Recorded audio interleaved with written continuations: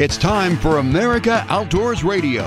The fast-paced hour of outdoors radio ahead is not only awesome, but unlike those other shows, you can actually sleep in for this one. Better still, we've got a special Pacific Northwest edition for you, sponsored by Northwest Sportsman Magazine, Rugged Point Lodge on Vancouver Island, and Northwest Fishing Guides out of our hometown here in Everett. You won't find this version of America Outdoors Radio anywhere else. It's the Pacific Northwest edition of America Outdoors Radio. Brought to you by Fox Sports 1380 KRKO.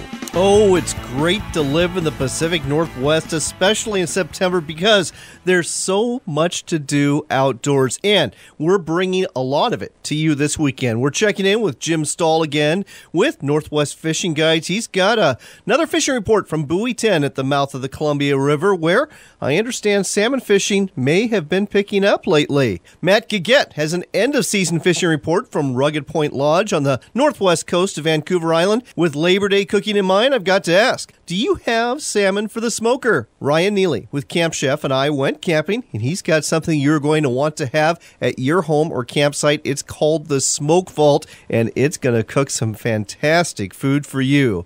But before we get into all of that, let's find out what's hot in the Pacific Northwest. Crabbing is hot in Puget Sound, but not for much longer. Most of the sound's going to close for crabbing at the end of Labor Day weekend. That means your gear needs to be out of the water everywhere in the sound by the end of September 5th, except for marine areas 7 North and 7 South around the San Juan Islands. Those areas remain open Thursday through Monday until September 30th. By the way, don't forget to turn in your crab catch record card prior to October 1st, or you'll be facing a $10 fine next year when you renew your license. If you like bottom fish, they are catching good numbers of black sea bass and greenling near CQ, and anglers are also catching flounder and sand dabs in the sound near Everett. It's not the same as salmon fishing, I know, but it's a fun way to spend some time on the salt water. If you do want to try for salmon, you might want to head to the lower Columbia below Bonneville Dam. The Washington Department of Fish and Wildlife reports fair fishing there for Chinook salmon,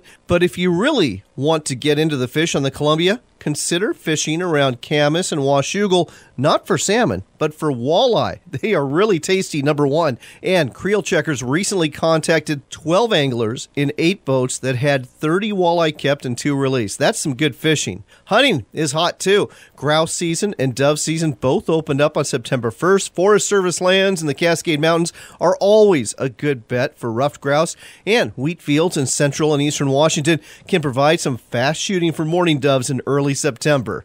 And that's what's hot here in the Pacific Northwest. It's time to talk to Jim Stahl again with Northwest Fishing Guides. Jim, you're down there at the mouth of the Columbia, the Buoy 10 fishery. I understand by the end of Labor Day it's going to probably close down, isn't it? Yeah, correct. It's going to, well, they consider it closed down. It'll go probably hatchery-only fish, and the participation level when it has been to the Sunday, Monday hatchery fishing has basically been about 10%, so it'll literally close down. All right, so let's get a fishing report. I've been hearing rumors that it did finally pick up in the last couple of weeks. Is that true? Yeah, it did. It actually has been fairly consistent. Not every day are we getting all our kings, but almost every other day or every day we're getting most of our kings. And then the coho have finally started to show up, and most days we're getting 3 or 4 coho, too. Some nice fish, too. Yeah, they've been averaging, 15 to 20 pounds for the kings, and then the coho have been really nice, which is a nice surprise. They've been averaging about 8 to 12, and then every once in a while you'll see a nice big bruiser in there about 14 or 15 pounds. Well, that is good to hear, and we've got to let you go, but folks, if you want to book a trip for Buoy 10 for next year, now is the time to do so, because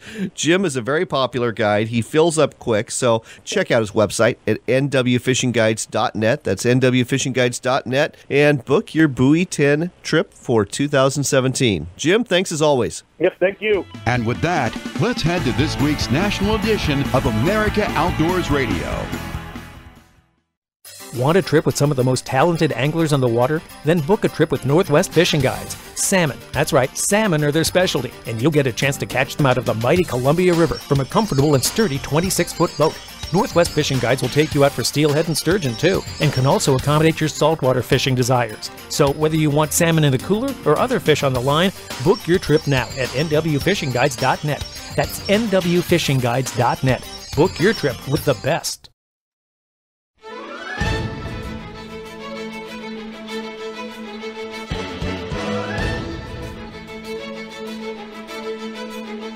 It's time for America Outdoors Radio, the show that covers the outdoor scene across the U.S. of A. and the entire continent. Fishing, hunting, conservation, outdoor recreation, and great destinations, we cover it all every week. It's your country, your outdoors. Let's explore it together with your host, John Cruz. We start off this broadcast by welcoming WEMB AM 1420 out of Irwin in Johnson City, Tennessee, to our family. They are the latest affiliate to pick up America Outdoors Radio. We are glad to have you here from the great state of Tennessee. It is Labor Day weekend, and I know some of you are visiting our national parks this weekend. I have no doubt it's a little crowded. Actually, I know it's a lot crowded, especially if you're at places like Yellowstone or Grand Teton, the Grand Canyon, Yosemite, or the most visited national park of all at the Great Smoky Mountains. All of the parks I just named received over 3 million visitors a year. As a matter of fact,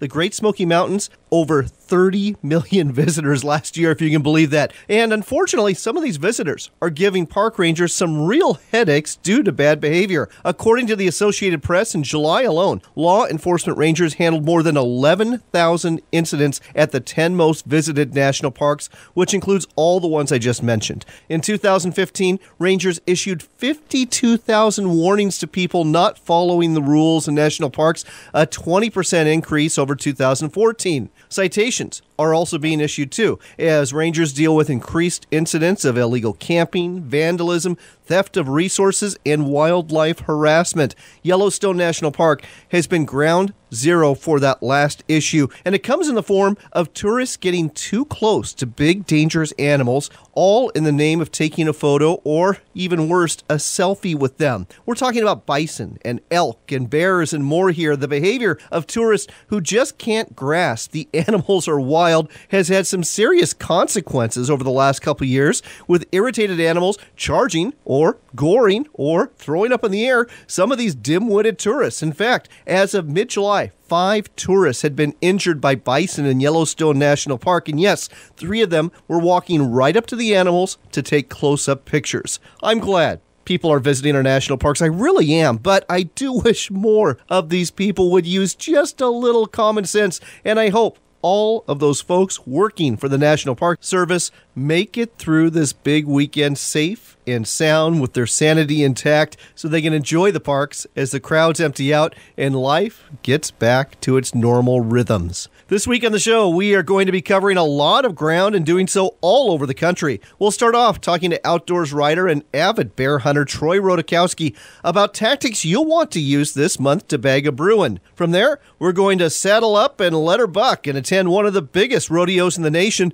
the Pendleton Round-Up, which is taking place in less than 2 weeks in Eastern Oregon. Have you ever hunted for pheasant, chukar, or quail at a hunt club before? It can be a really fun experience. And Donna Rahaga with Rahaga's Hunt Club in California will share some tips so you can get the most out of your hunt club experience. We've got news as well about a data breach to a license vendor who handles fishing and hunting license purchases online for over 20 states in the nation, and we'll tell you what you ought to be doing if your personal information was compromised. Our Trail of Shame this week has us on the hunt for whoever decided to shoot several sea otters off the California coast. And speaking of the California coast, we'll update you on the West Coast tuna fishing scene when we talk to Del Stevens, also known as the Tuna Dog and author of a great book about tuna fishing called The Dark Side. We're going to cover California, Washington, Oregon, and find out exactly what's going on tuna-wise, or I should say what's been going on during the month of August. That's a whole bunch of the outdoors, isn't it? But then again, it is September, and there's a lot of outdoors activities to cover this month. So let's get started by talking bear.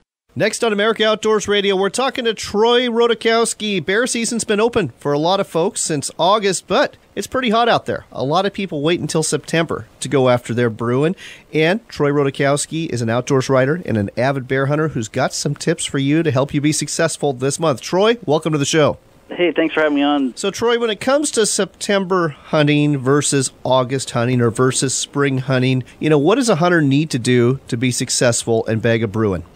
This year in particular, a lot of people that maybe went out in August, the berry crop and everything, a lot of the nuts and berries and everything else that bears like were 2 to 3 weeks ahead of schedule. So a lot of those are going to be finishing up in September. So unless you can find patches of those that are still viable for the bears, some of the hunters are going to want to start being patient and looking into openings and travel routes, and maybe using some fawn in distress and lost calf calls, because once those bears run out of those foods, the berries and the grubs and the different things that are ripe in August, in September and October, before they hit the den, they're going to be looking for some meat or anything they can really get their mouths around. That is really interesting, because whenever I think bears, whenever I think fall hunting, I immediately think of huckleberries. And if you can find the huckleberries, right, you're going to find the bears. But you're right. I mean, everything has gone off early this year. Most of those huckleberries are gone. Are there some berries, though, that maybe hang around a little longer than others, especially maybe up on the higher slopes where you do have a chance to do that traditional fall bear hunt? Yeah, particularly some of the higher slopes might have some berries that ripened later just because it's cooler up there. So if a person does focus in the high country, if they can find some of those patches that ripened a little bit later, that's great. Another option for hunters is, you got to remember down in the lower ag lands, we have a lot of apples and pears and nuts that will stay on well into the fall and even early winter. So these bears will come in and they'll actually climb the trees. So, if you can find a landowner or somebody like that, they break the branches out of the trees and they'll feast on the apples and pears and different fruits that they provide. So that's another thing that hunters might want to keep in mind. That is a great tip. And, living in orchard country myself, you're absolutely right. I live close to some pear orchards. I like to go for walks along the edges there, and I always see a lot of bear scat in that area, and that's exactly what they're doing. They're going after those pears. Most of them have been harvested, but there's still a lot left that they go ahead and pick up as long as they can. Let's talk about some other things. You mentioned travel routes, and let's talk about time of day. I'm assuming when it comes to bear hunting, being there at dawn, being there at dusk is probably best. There's probably not a lot of movement in the middle of the day, or is there when it comes to September? In September and October, the bears are going to move as much as they can just because they do want to be building up their fat stores for winter. But yes, it's still, best in the mornings and in the evenings. But they'll also look to big open areas and clear cuts in canyons where the sun's hitting, and they'll go out there and they'll take a nap during the middle of the day, or they'll move around and tear a log apart or a root wad. And so if you're in between some of these areas where there's several food sources and maybe a creek bottom, that's where you're going to find bears. And in September, they're going to go where they're not being disturbed. I mean, if you want to really find bears, you want to get away from where other people have been. That's another key to success in the fall, especially during September.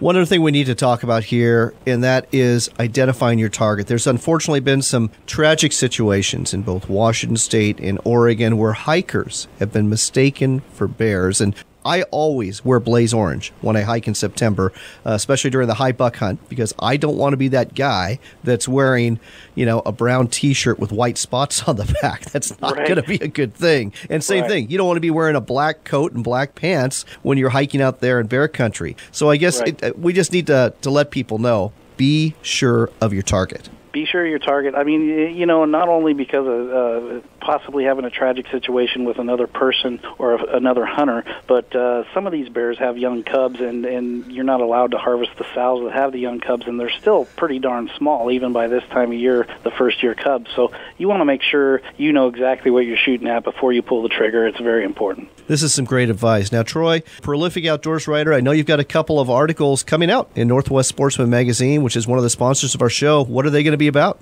Sure do. I've got a bird hunting preview in the month of September, and, it's going to cover everything across the state of Oregon, from grouse to quail to pheasants, and hopefully some of the listeners will actually pick up a copy and maybe thumb through it and take a little read there.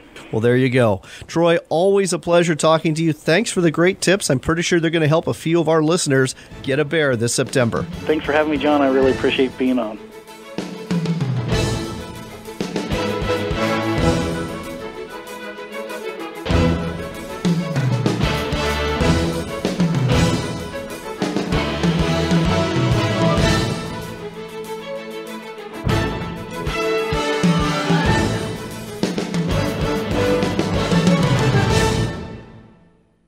the biggest discounts of the year on American-made all-steel Northwest carports and garages. RV, boat, or equipment covers with reinforced 3-foot braces were over $1,600, now just $1,465 installed. A car or truck carport was $795, now only $715 installed. And through Labor Day only, 10% off buildings under $20,000. Only from All Steel Northwest. Call 360-277-0200. 360-277-0200.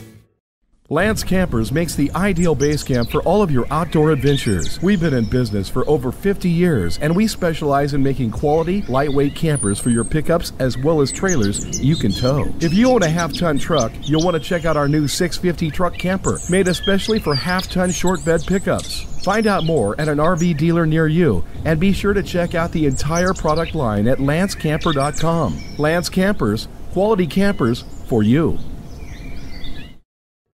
The 106th Pendleton Round-Up kicks off September 14th and runs through the 17th in Pendleton, Oregon. Come watch top cowboys compete on a historic grass infield where the chutes are made of wood and the riders are made of iron. You can also enjoy an authentic Old West experience, genuine hospitality, a teepee village, parades, PBR, 100 years of the Happy Canyon Indian Pageant, along with lots of Western shopping. Tickets are available now for all events at PendletonRoundup.com. Let her buck. It's time for summer, and you need to be ready. So stop in at any Oxark store to find all of the summer supplies you need for your yard, home, farm, or business. Oxark has gloves, first aid kits, safety glasses, and even a full line of industrial tools. And don't forget, it's time for Gatorade and Igloo coolers. So this summer, be ready and stop by any Oxark or shop online at oxark.com.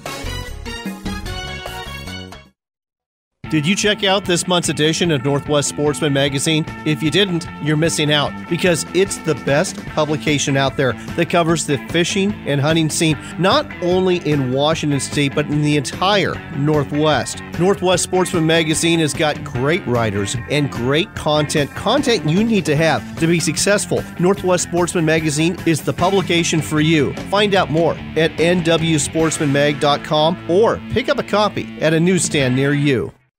Want a trip with some of the most talented anglers on the water? Then book a trip with Northwest Fishing Guides. Salmon, that's right, salmon are their specialty, and you'll get a chance to catch them out of the mighty Columbia River from a comfortable and sturdy 26-foot boat.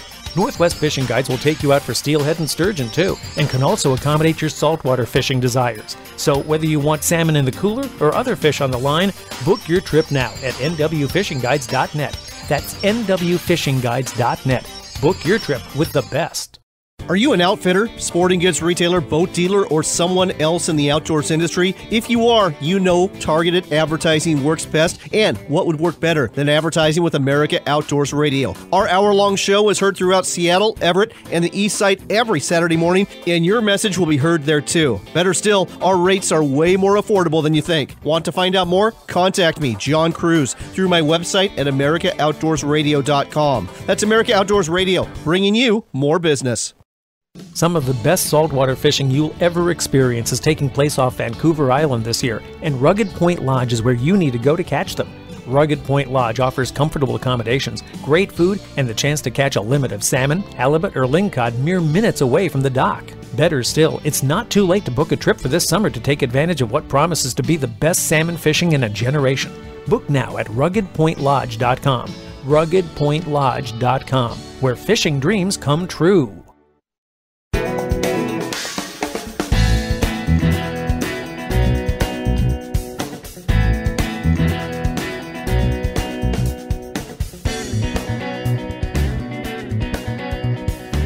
You're back with America Outdoors Radio. I'm John Cruz, and this portion of the show is brought to you by Northwest Sportsman Magazine. It is the publication that comes out every month and covers fishing, hunting, and more throughout the Northwestern United States. Look for a copy at a newsstand near you. Speaking of the Northwest, we are talking to Randy Thomas. He's with the Pendleton Round-Up, arguably one of the best and biggest rodeos you're going to find in the United States, and it's coming up September 14th through the 17th. Randy, welcome to the show. Well, thank you very much, and let her buck. We think the Pendleton Roundup is the best rodeo on the planet.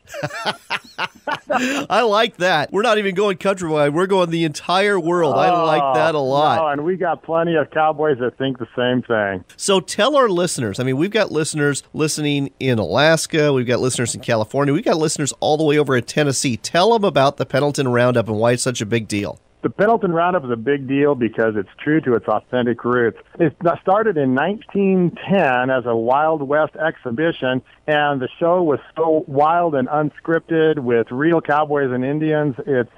It was colorful, and the newsreel sent it out across the nation, and it just became an instant hit, both for those 7,500 that were here and all of the people that saw it on newsreels throughout all the movie theaters in the country, and it still is that way today. It's an unadulterated, pristine environment. There's no advertising in the arena. It's a grass infield, which is completely unlike other rodeos. Ours is kind of like a ranch rodeo where the contestants compete on a grass turf like a ranch rodeo. We have colorful wooden bucking chutes and just the presence of the Native Americans here. It's just like a slice of history out of 100 years ago, except it's top talent on top livestock, and the competition is fierce and the money up. For the competitions, over $600,000 in prizes and cash out to the cowboys, and it's the largest payout in 4 days in professional rodeo.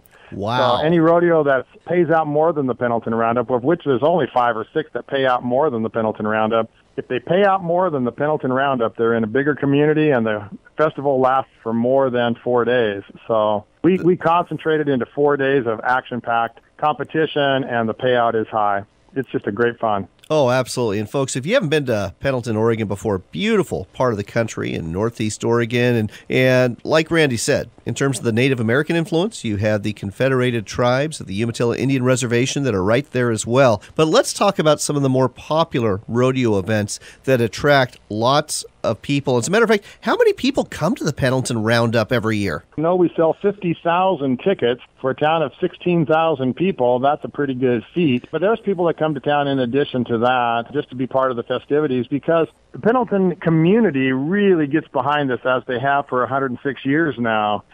Main Street closes off. It becomes a pedestrian parkway for Western vendors. There's a fair and carnival for the kids. There's the Happy Canyon Night Pageant, which is the oldest Wild West show in the country. And they're celebrating their 100th anniversary this year. That goes on every night, and it's a cast of about 600 actors and livestock, that horses and oxen that pull historic Oregon Trail wagons in that performance, and it's just really something to be seen. And as far as the rodeo goes, oh my gosh, I tell you, I think our favorite event in the roundup is the women's barrel racing. Really? Because we compete on a grass arena, the girls have to run a pattern twice the size of any other regulation pattern in the women's professional rodeo circuit. They have to run across the grassy infield and turn on the track on 3 corners and race home. So a winning time someplace else might be 15 seconds, but a really great time in Pendleton is 29 or 30 seconds, and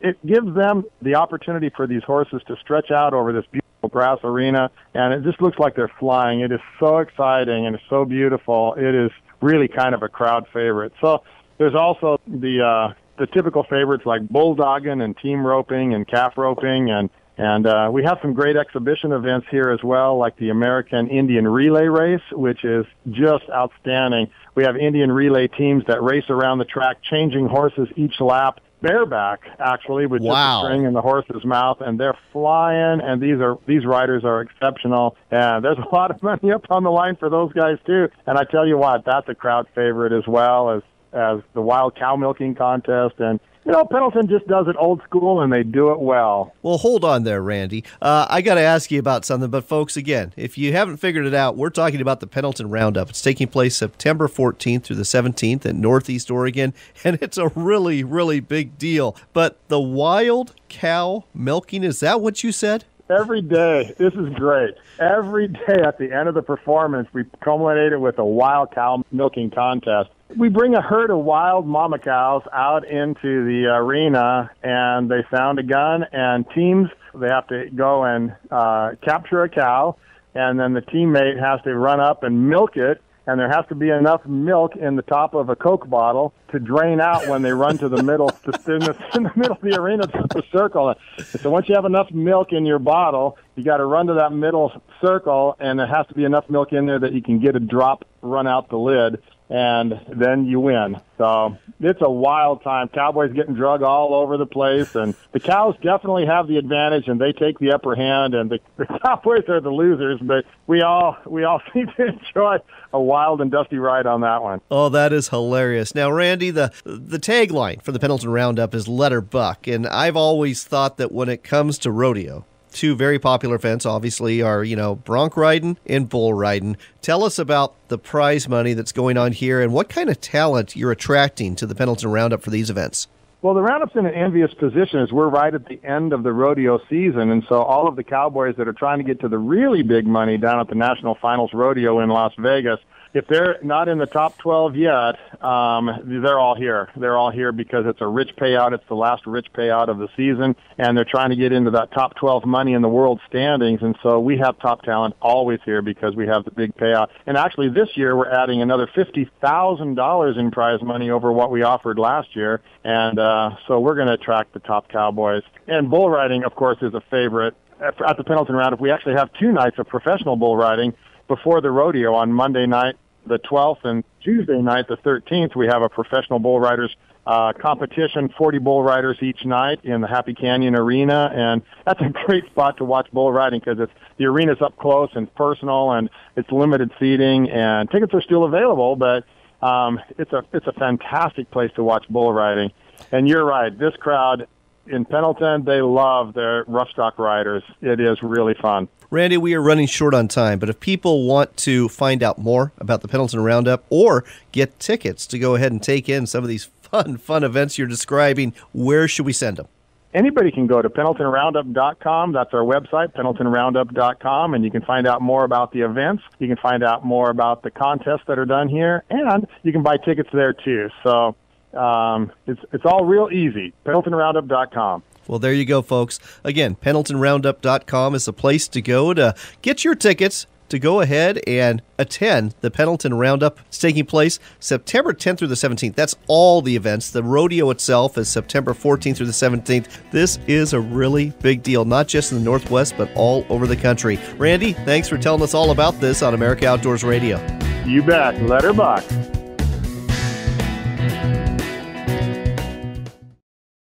D.M. Bullard Leather has been in business for over 20 years. We use Herman oak leather to make concealed and open carry gun holsters, as well as knife sheaths, belts, cowboy gear, and wallets. All of our products are handmade, and we even offer exotic skins if you're looking for something really special. Check out our products in 16 different gun shops or go to our website at dmbullard.com. That's dmbullard.com for the best leather you will ever have.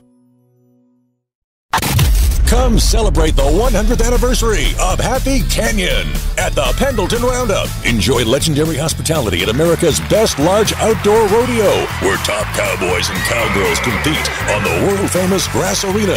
Really, there's just nothing quite like it. New this year, celebrity chef Max Germano is serving up a multiple-course foodie experience at trackside dining tables during the rodeo. It's Let Her Buck at a whole new level. Country artist Lee Bryce, Westward Ho Parade, Banner Bank, Pendleton PBR Classic. It's a whole week of authentic Western lifestyle. 100 years of Happy Canyon Indian Pageant. The story of the Old West with traditional Native American culture and a Wild West show.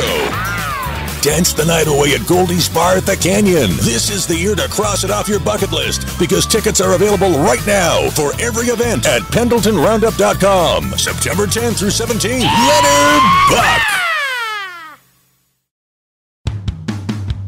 It's time for another local shot of the outdoors. It's the Pacific Northwest edition of America Outdoors Radio, and you'll only hear it here on Fox Sports 1380 KRKO. We're visiting with our friend Matt Gaget again at Rugged Point Lodge on the northwest coast of Vancouver Island. Matt, thought I'd check in for a Labor Day weekend fishing report. How have things been? Well, things have been great, actually. The fishing for Chinook along the beach has been really good. We got a little bit of weather rolling in right now, and with this weather came a big run of coho.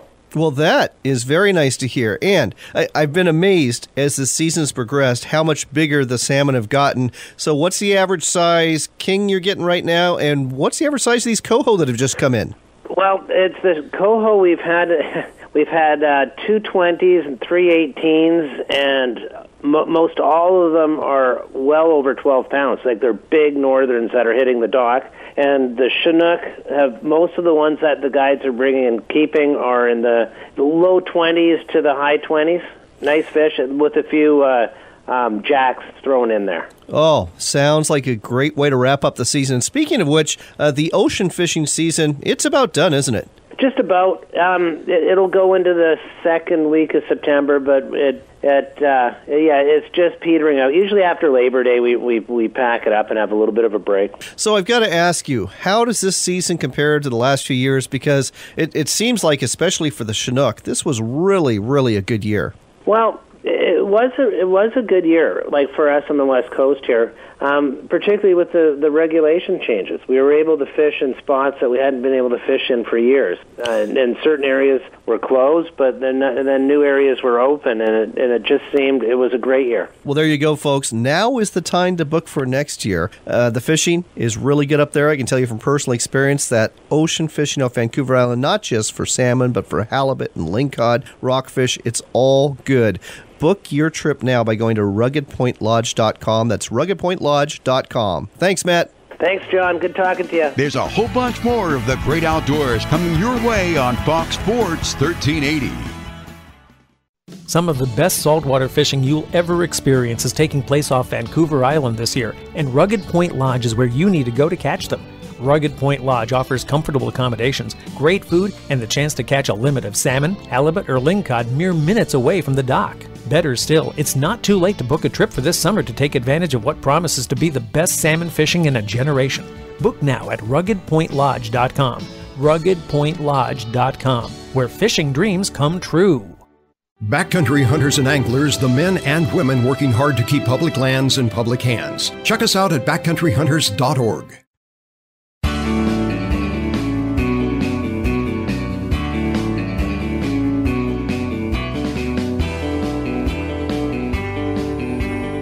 You're back with America Outdoors Radio. I'm John Cruz, and this portion of the show is brought to you by California Sportsman Magazine. It's the monthly publication that covers the hunting and fishing scene throughout the great state of California. Look for it at a newsstand near you. Speaking of California, we are talking to Donna Rahaga. She is one of the co-owners of Rahaga's Pheasant Hunting and Sporting Clays Club, located near Dunnigan, California. Donna, welcome to the show. Thank you. So, Donna, let's talk about having a good private hunt club experience, because I know you're set up to provide that, but I know that if you go in there with the wrong expectations or the wrong attitude, you can really mess up your experience and pay some money and not have a good time. So let's talk about what's going to happen right after you get out of the car. And a lot of places, your facility included, offers sporting clays. Do you recommend that people warm up with a couple rounds of sporting clays, or that they just hit the field and go in cold? Well, if you're used to hunting all the time, then you can probably just go in the field. But for those who haven't hunted in a while, we have a 5-stand, and there's 5 different stations. So we'll send somebody over there with you, and you can practice for a little bit, maybe do 25 rounds, and then you feel warmed up. Once you get in the field, you're going to be a lot better than just going in cold. I would tend to agree, especially the way I shoot, and I hunt a fair amount, but I know that it always helps if I can warm up on the sporting clays first. Let's talk about the next thing, Donna, and that is how many birds, because pheasant clubs all over the U.S., you can go out there and you can just buy a few birds, or you can buy a whole bunch of birds, but the experience is going to be very different based on what the purchase, isn't it? Well, what we do is we start out with a 3 pheasant card for $82. If you're using a credit card, it's a little bit more. But the 3 pheasants will take 1 or 2 people. We'll put you in a field. We'll plant your birds for you, and you have 3 to 4 hours to hunt. And if you have a dog, if you have a younger dog, we'll accommodate that by putting you in a back field. Our fields are pretty huge. Okay, that's good to know. So let's talk about the situations where you might want a whole bunch of birds, and maybe even a mix of pheasant and chucker. Is that when you basically are bringing a group and you just want to get a lot of shooting in? Oh, yeah, we do many times. The guys will put together and buy a 100-bird card, and they're hunting all day. Sometimes they'll do half of the birds, and then they'll go spend the night in the motel there in town and come back the next day and do the other 50 birds. That sounds like a ton of fun. Okay. Oh, they just love it. Let's talk about the kinds of birds. Obviously, you have pheasant. And at your facility, is it all roosters, or are people shooting both roosters and hens? No, we're shooting both roosters and hens. We plant half and half. Okay. And chucker, usually, living up in the Northwest, I've always thought as chucker hunting is either A, a young man's game, or B, something to do if you just want to punish yourself, because it involves lots of climbing up and down. But at a facility like yours, it's a little bit easier, isn't it? Oh, it's much easier. We have flat fields. They're lined with tall hills. But for the most part, it's all flat out there. And the chucker are a lot of fun for people, especially if they have a younger dog, because they're stinky and they're able to find those birds, and they run like the devil. Yes, they do. And let's talk about the birds themselves, because, I remember one of the first hunting trips I went on, it was actually public land, but they were getting these birds from a farm, and the quality of the birds was horrible. This pheasant I shot, it was almost like this tiny thing that was barely bigger than a chucker. The feathers were all scraggly. You got to be careful about where you're getting your birds, don't you? Oh, absolutely. We've been using this same pheasant farm since the 60s. So they produce beautiful birds, long tails. That's why everybody wants the roosters, because the roosters are just beautiful. Sure, absolutely. Yeah. And let's talk about the qualities of the various birds. You mentioned one already with the chucker, that they love to run and that they're stinky, so they're really good to work with the dogs. Hen pheasant versus the rooster pheasant. Obviously the rooster pheasant is what everyone's after, just like when you're duck hunting, you want the Drake mallard. But the hen pheasants, a lot of folks, is that an easier bird for people to get into? Yeah, well, I think so too. Well, the males, they'll run, they'll fly as fast and as hard as they can, and the hens won't do that. They'll kind of hover down, so your bird is going to your dog is going to stumble over them. And they're good flyers. It's just it takes a little bit to get the females up for some reason. So, and this brings up another point. I guess if you're training a dog, especially if you're trying to break in a young dog. And folks, this is a great opportunity. Instead of going out to public lands and doing it the hard way, take him to a place like this where you can really work that dog in a controlled environment. And from what I'm hearing you say, it sounds like, working a field full of chuckers and hen pheasants could be very useful if you've got a young dog you're working with for the first or second time. Yeah, that's probably the best thing you can do for your dog, is to put some birds out for it. And we send people out in the fields with the birds in a box, and they can plant them themselves for the dogs. We'll put them way in the backfield where no one's bothering them. Yep. They love it. Yep, and I've seen dog handlers do exactly that before, and it works out really good, folks. So I think we've got a good overview of how to have a really good day at a pheasant club, no matter where you're located, whether you're listening today in Tennessee or California or Oregon or Washington. But let's talk about Rahagas and your specific facility. You offer sporting clays, like you mentioned. You've got 2,400 acres. Is that right? Yes, 2,400 acres. And about 10 acres of it is our sporting clay course. Maybe a little more than that. It's in a little canyon, so we have all different kinds of machines up high and down low, where they're coming over your head or coming at you or straight across from you. It's a good course. It's 17 stations. Wow. Yeah. That sounds fantastic. And let's talk about the terrain, because I'll be honest, I've been to some pheasant clubs where it's just, really boring. I've been to other ones where you feel like you're on a wild hunt. What does the terrain look like at Rahagas? Well, we have mostly flat fields for hunting, but we do have some hills in the back of the property. People just love those because they're secluded. And they're a little hilly, but, nothing huge. We have beautiful cover. It's all wild oats. They used to farm this land, so it's all wild stuff. Nice. Very nice. All right. Well, that sounds like a very pleasant day to me. Anything else folks should know? I mean, do you have a clubhouse there, or there are bird cleaning facilities, stuff like that? Yeah, there's a clubhouse here where you can just sit while your birds are being cleaned. I have 2 girls that have been cleaning them, for the last 15 years, so they're well rehearsed on this. And some people will sit in the clubhouse and just watch a football game or something. Everybody feels comfortable. We do a barbecue lunch for anybody that would like a hamburger or whatever. Sounds like a very pleasant day to me. And you mentioned that there's some hotels nearby, too. That whole 100 pheasant or 100 bird card sound like a great idea where you get into some great shooting day one, go to the hotel, and come back for a morning of shooting day two. What kind of hotels are you sending people to? Oh, it's a Motel 6, but it used to be a Quality Inn. So it's very nice, and there's 2 bedrooms. You know, you can have 1 or 2 bedroom facility, and it's only 5 miles from our place. And there's a Jack in the Box right there, so if you would like to stop and get breakfast, you can do that. Well, there you go. Grab your breakfast, Jack, and go out to Rahaga's for some pheasant and chukar hunting. Let's give folks your website. It's Link Rahaga's, LINCRAHAUGES.com. That's linkrahagas.com. Go ahead and check it out. If you find yourself near Dunnigan, California, stop on by for a great private pheasant hunting club experience. Donna, thanks for telling us all about this on America Outdoors Radio. All right. Thank you, John. You have a great day. Looking for other hunting preserves or ranches to visit in our listening area? Well, if you're in Oregon, you've got to check out the Big K Guest Ranch, which is located on several miles of the Umpqua River. Warm up on the sporting clays and go pheasant hunting in the afternoon. Stay overnight in one of the cabins. Eat some of the great food in the lodge, and then fish the Umpqua in the morning for steelhead or smallmouth bass, depending on the season. In eastern Washington, the Miller Ranch near Sprague also has a couple of cabins, a clubhouse, and some beautiful terrain to work for quality pheasant.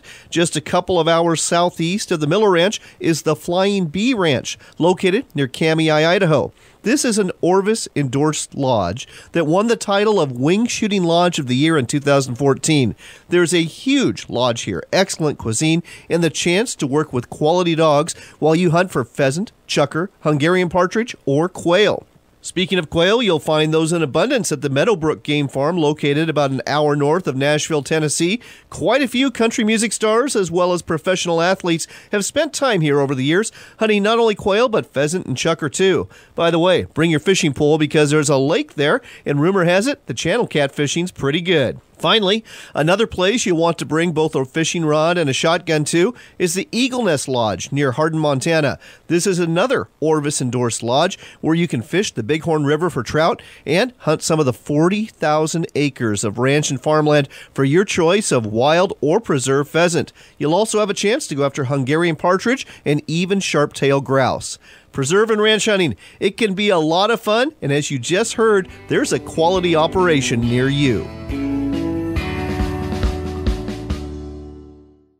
Waterfowl season is quickly approaching, and the Sauvie Island Duck Club is the place to be. Just 10 miles northwest of Portland, Sauvie Island is a hub for wintering populations of ducks and geese, making it an ideal location for hunters. Sauvie Island Duck Club offers day, month, and year-long memberships, and they are open 7 days a week for all of your waterfowling needs. Spots are still open for fall, so contact them now for prices and reservations. Find out more at siduckclub.com. That's siduckclub.com.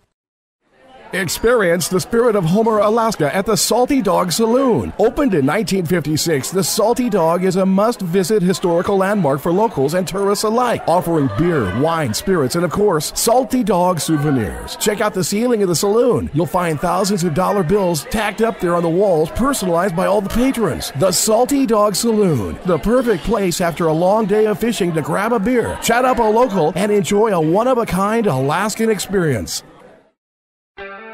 Tom and Jerry's Boat Center in Mount Vernon is Washington's largest Hughes Craft and Kingfisher aluminum boat dealer. As a leader in sales, service, and fun on the water, Tom and Jerry's only purpose is to make sure you end up with the right boat for your family's needs at a price that will make you smile. Whether it's a new Hughes Craft or Kingfisher or a new Yamaha or Honda outboard, Tom and Jerry's can take care of all your needs. Check us out at tomandjerrys.net, and we'll see you on the water. Would you like to own your own piece of recreational or rural property? Neho Land is British Columbia's leading expert in recreational and rural land. Whether you're looking for a 5-acre recreational retreat or a 1,000-acre trophy property to enjoy or leave as a legacy to your family, Neho has a property for you. Spectacular British Columbia has no restrictions on non-Canadian ownership. Visit Neho.com to find the property right for you. Remember, don't wait to buy land. Buy land and then wait. Invest now. NIHO.com. Neho.com. Timberline range camps are known for their rugged, durable, well-insulated range camp trailers. Don't think of these as an RV. They're an RV on steroids that will last you a lifetime. They are comfortable, too, fitted with all the amenities you would expect, and they even include a wood stove. Timberline range camps can be used as a hunting camp or a towable home to take you to your remote getaway. One thing is for sure, all your friends will be envious of your towable range camp trailer. Find out more at sheepcamps.com. That's sheepcamps.com for Timberline range camps. Service is always cheaper than repair. That's a truism from Ken Estes at Cascade Marine Center in Portland, Oregon. Go ahead and drop by and see Cascade Marine for all of the parts, accessories, and honest advice you need to keep your boat and motor running. No one wants to be the guy plugging the boat ramp up because his boat doesn't start. So head down to Cascade Marine Center in Portland or give them a call or check out their website at cascademarinecenter.com.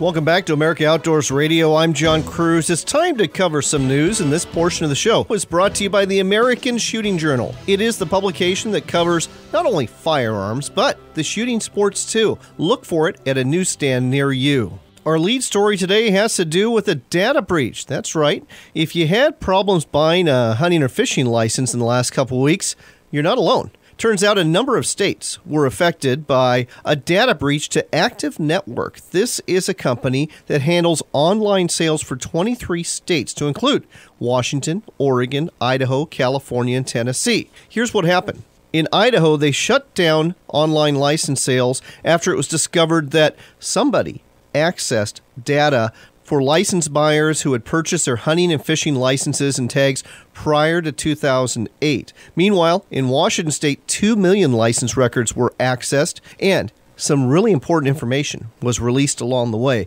We are talking about names, we are talking about ages, addresses, social security numbers in Idaho, or the last 4 year social security number in Washington, and your date of birth. In response to this, Idaho, Oregon, and Washington all shut down part or all of their license selling last week, though you can now get licenses again in all 3 states, though not necessarily online. As for the other states, it's unclear whether they had data breaches or not, but this is a way bigger deal than just having a delay in buying your license, because if you had your data accessed, you are at serious risk of being a victim of identity theft. That means somebody is taking your good name and social security number and date of birth, and they're getting licenses, they're getting loans, they're running up bills in your name. So how do you know if this is happening to you? Well, you need to start monitoring your credit report. You need to start checking your mail. If you're getting bills in the mail for things you didn't pay for, that's a clue. If you are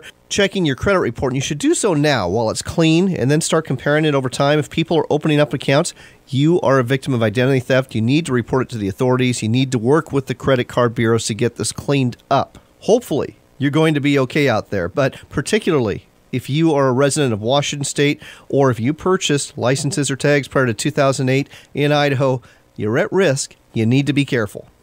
It's time for the Trail of Shame. Shame, shame on you. Shame, shame on you. Stories of poachers, scoundrels, and other ne'er-do-wells, so if you see someone committing a criminal act on the water or in the field, turn them in. It's the right thing to do. The U.S. Fish and Wildlife Service and California Department of Fish and Game needs your help to identify the person or persons walking this week's Trail of Shame. What did they do? Well, they shot 3 California sea otters to death, also known as southern sea otters. These furry, lovable animals that float off the California coast, they are protected, and now they are dead. 3 of the male sea otters washed up on shore between Santa Cruz Harbor and Sea Cliff State Beach in Aptos between August 12th and 9th. Looks like they were killed sometime in the last month. These sea otters are protected as a threatened species under the Federal Endangered Species Act, and there's a $10,000 reward for information leading to the arrest and prosecution for those available. If they're caught, They can face up to $100,000 in fines and a possible jail sentence, a sentence, by the way, that they richly deserve. If you have any information at all about who shot these sea otters, contact the Cal Tip Line. You can remain anonymous. The phone number, 1-888-334-2258. Again, that's 888-334-2258. You can remain anonymous, but we need your help to identify whoever's doing this and stop them before they do it again. Shame on you. Next, it's time to talk tuna. We're not talking Charlie tuna. We are talking tuna fishing off the West Coast, where, along the Northern California and Southern Oregon coast, it's been a tough month. That's the gist of a report from Frank Galusha, writing for MyOutdoorBuddy.com, who says that the tuna fishing was decent, at least as late as August 19th at Bodega Bay, where some boats got into some terrific fishing, but after that, things went downhill. In the week that followed, Coos Bay action was spotty at best. It wasn't really much better off of Eureka, and the Noyo Harbor Fleet just got plain skunked on August 20th. So between rough ocean conditions and the tuna, which seemed to have just disappeared, it hasn't been too good off the Northern California coast and the Southern Oregon coast up to Coos Bay. Now you know the tuna fishing news out of Northern California. Now it's time to talk to Del Stevens, a.k.a. the Tuna Dog, and author of a great book about tuna fishing called The Dark Side. Del, welcome to the show. Hey, thanks, John. So, Del, I know you've been doing a lot of fishing off the Oregon and Washington coast this summer. How's the season been so far? It's a little different than the last couple of years, isn't it? Yeah, it started really early in June, and the guys had an incredible July, catching a lot of fish. And we got to the 1st of August, and if you're a tuna fisherman, you've been hating the month of August. It's been a rough ocean, and the tuna a little bit have been pretty scarce out there.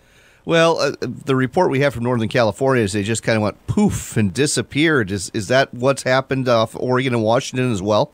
It is. It's been pretty sketchy out there. You'll get into them one day, and the next day you won't even get a fish. And it's like there's just a small pot of them moving through anymore. And I'm hoping that's not the beginning of the end for the season. Well, and that brings up something. We've talked before. This season, tuna fishing can go all the way into October, so it's not over yet by a long shot, is it? Well, normally, no. Last year, though, it ended the third week of September, and which was unusual. And we're hoping, the way the season's gone this year, we're hoping that it, isn't what's going to happen again. All right, so I guess maybe this is the beginning of the end. We shall see how it plays out during the month of September. In the meantime, I know that you are heavily involved with the Oregon Tuna Classic, and there's been 2 events. The first one took place in Owaka, or I should say didn't really take place in Owaka. What happened with the Oregon Tuna Classic there? The ocean, during the Owaka event, the Deep Canyon Challenge was just an incredible washing machine out there, 13-foot combined seas. Wow. So we canceled, for safety reasons, we canceled the tuna fishing portion of it, and the guys are automatically entered into a salmon side pot, so we added more money to that, and I encouraged them to fish it. We also had a golf scramble. We wound up with about 35 teams that still showed up Saturday night and had a great time, raised about $50,000 worth of cash for the local food banks up in that area. Oh, that's fantastic. And folks, that's one of the great things about these events that the Oregon Tuna Classic offers, is that the money and the tuna that they catch goes to food banks along the Oregon and Washington coast. So now you're at Garibaldi, and I heard a rumor, you can tell me if this is true or not. I heard a rumor that the tuna were so scarce that the tuna fishing derby has turned into a salmon fishing derby at Garibaldi. Is that true? No, that is not true, actually. We did the flare start this morning at 6:30, and the boats took off on a very nice ocean, and it was actually flatter than the forecast had called for, so they had some pretty easy ocean to run in. Now all they have to do is find the tuna out there, but I do know from reports that they have caught tuna inside the 125 line, but they are still a little bit scarce right now, so hopefully the guys will get into them. Well, hopefully they will. In the meantime, any advice for folks who are going to venture out into the ocean, whether it be off the Northern California coast, Oregon, or Washington in the month of September? Yeah, you need to learn how to fish iron if you plan to be successful, because traditionally the fish change their feeding habits, and typically they are down deeper where the troll guys typically don't catch very many of them. And if you don't know how to work iron, you're going to have a pretty slow day. And that is the key to late season albacore fishing. Fantastic advice. And by the way, folks, if you're looking for advice and just a great primer on tuna fishing itself, pick up a copy of The Dark Side. It's the book that Del Stevens wrote, was published this year, and it covers everything you need to know about tuna fishing. You can find it at Amazon.com. The name of the book, again, is The Dark Side. Del, always a pleasure to talk to you. Thanks for the update on tuna fishing this year off the Oregon and Washington coast. Thanks, John. We hope you've enjoyed our show this week. If you get a chance, go to our website, AmericaOutdoorsRadio.com. When you get there, you'll find a preview of what's coming up this week, and you'll get a chance to listen to last week's show, just in case you missed it. We also have a Facebook page. It's America Outdoors Radio. We're always posting information there, as well as some great photos that we take from around the United States. Another place to listen to this show, along with our sister show, Northwestern Outdoors Radio, is on the internet. It's at WRVO Radio. The website to go to is RenoViolaOutdoors.com. We also hope you'll support our sponsors, the publishers of 4 great monthly outdoor magazines that include the American Shooting Journal, Northwest Sportsman Magazine, California Sportsman Magazine, and of course, the Alaska Sporting Journal. Look for them at a newsstand near you. We got to go, but here's hoping the good Lord's going to bless you today and in the days ahead. Labor Day weekend may be the unofficial end of the summer camping season, but boy, oh boy, there is a whole bunch of great fishing, hunting, camping, hiking, and outdoors fun to be had in September, and I hope you'll get out there to enjoy it. Remember, it's your country and your outdoors.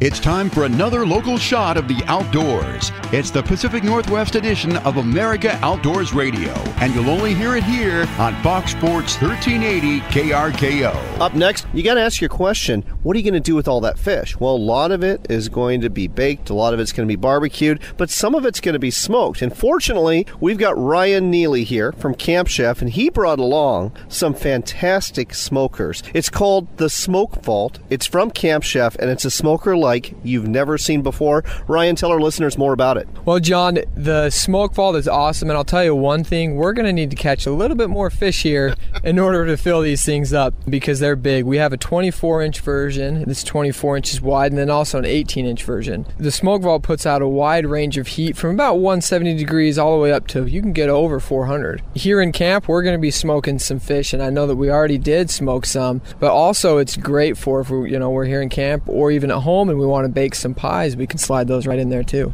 Well, actually, it's funny. We actually just had some smoked turkey. Folks, it was probably the best smoked turkey I've ever had in my life that came out of this Smoke Vault. And a couple things we need to talk about here. This isn't the smoker you're thinking of, folks, where it's like a little flimsy steel shell with some trays and you plug it into an outlet. This is a propane smoker. It's big, it's beefy, it's built to last a lifetime, and it will handle a lot of meat and a lot of fish. How many racks are in there, and about how much meat or fish can you put in there? You got 4 different racks in there, and you can purchase additional ones and switch them around as you like. So we obviously did 2 full turkeys in there today. You can fit more, and I believe you could probably fit up to 6 pork butts in there. So there's a lot of room. All the salmon you're going to want to fit in there will be great. It's a fun tool to have. The perfect addition for your home if you want to use it for salmon that you're going to catch this fall or turkey for Thanksgiving and Christmas. The Smoke Vault from Camp Chef is probably for you. Let's give folks a website and some places where they can find the Smoke Vault too. Go to campchef.com, but also check out Sportsman's Warehouse or your local sporting goods store, and you'll be able to find the Smoke Vault there. It's the Smoke Vault from Camp Chef. Go to campchef.com, Sportsman's Warehouse, or quality sporting goods stores, and in some cases hardware stores too that are near you. Ryan? Good camping with you, John.